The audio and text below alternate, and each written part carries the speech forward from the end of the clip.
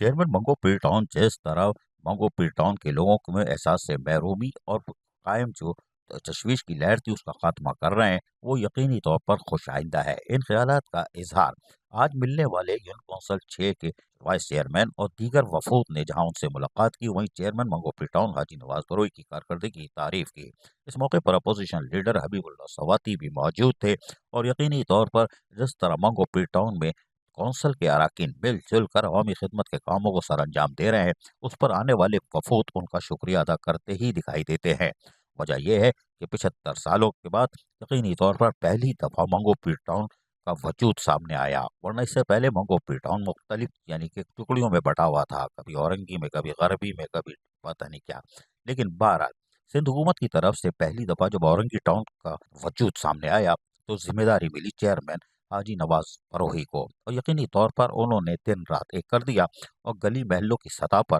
और कोशिश की कि लोगों को सहूलियात की फराहमी को यकीनी बनाया जाए। गुज़िश्ता 1.5 साल के दौरान हाजी नवाज फरोही ने तमाम जो हुकूमती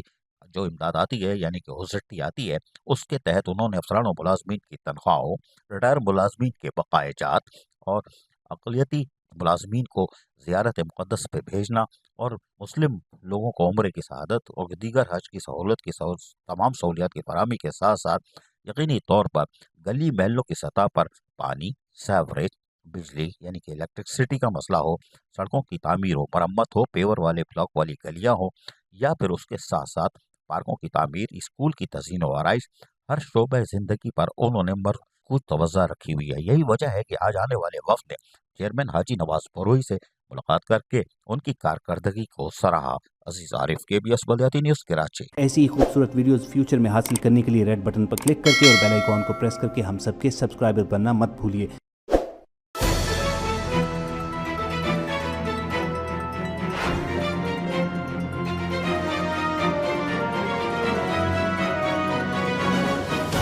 KBS बल्दियाती न्यूज़।